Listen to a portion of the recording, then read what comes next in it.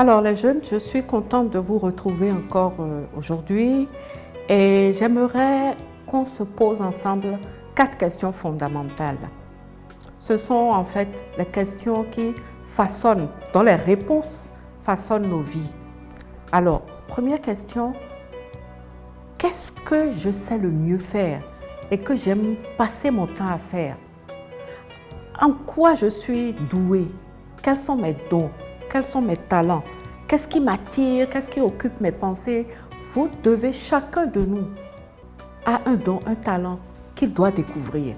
Ça, c'est votre responsabilité. Personne ne va le faire pour vous. On peut vous demander, mais c'est vous qui devez aller à la découverte de ce que vous aimez faire. Il y a toujours en chacun de nous une chose pour laquelle on est terriblement passionné. Parce que quand vous aurez découvert cette chose, c'est que vous avez déjà découvert le métier qui sera le vôtre plus tard.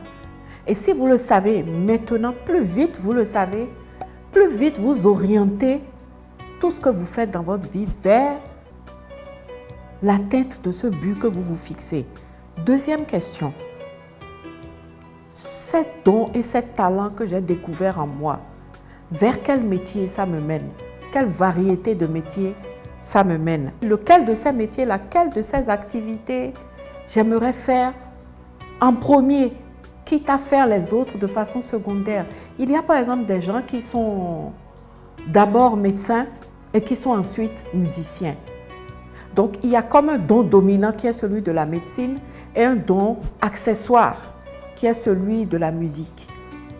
Plus vite et plus tôt vous découvrez ces choses-là et plus votre avenir a des chances d'être un avenir brillant parce que vous allez vous mettre à rechercher toutes les choses qui vont vous aider à atteindre ce but-là. Quand vous savez quel métier vous allez faire, vous savez quelles études vous allez faire, quel livre vous devez lire, quel site internet il est intéressant pour vous que vous fréquentiez, quelle chaîne de télé, vers quelle chaîne de télé il faut que vous alliez. Et en tout cas, tout ce que vous faites converge vers cette chose que vous avez découverte. Même les amis que vous allez vous faire, c'est tellement important de savoir qui on fréquente parce que les personnes que vous fréquentez vont vous tirer vers le haut, vont vous accompagner dans votre route vers votre destinée ou vont vous tirer vers le bas, vont vous retenir parce qu'elles n'ont pas envie que vous alliez aussi loin parce qu'elles-mêmes elles n'ont pas de vision pour leur propre avenir.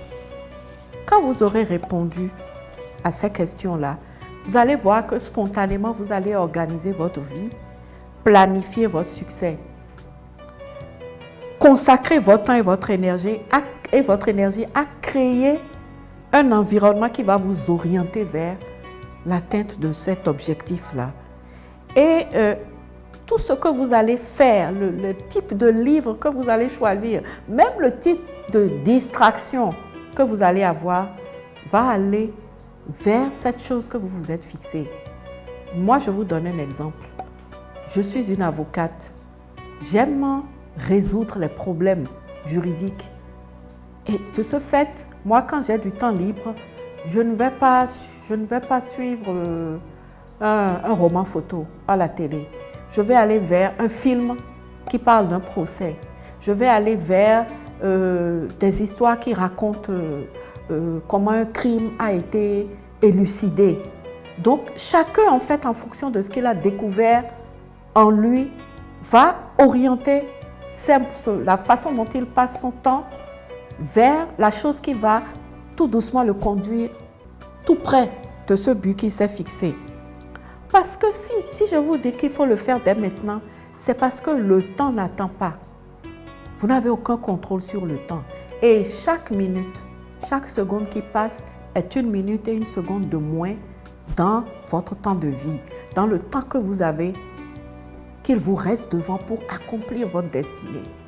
Vous savez, chaque fois que je vois un enfant, un jeune homme, passer des heures à chatter, passer des heures sur Instagram, sur Facebook, je ne dis pas que ce sont des choses mauvaises, mais quand on n'a plus la mesure du temps et que ça devient comme une drogue, à ce moment-là, je me dis, cet enfant ne s'est pas rendu compte qu'il vient de passer 4 heures, 5 heures, 6 heures de sa vie à chatter, à être sur Instagram, à être sur Facebook.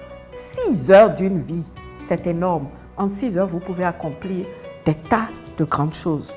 Donc, il n'y a pas de temps à perdre.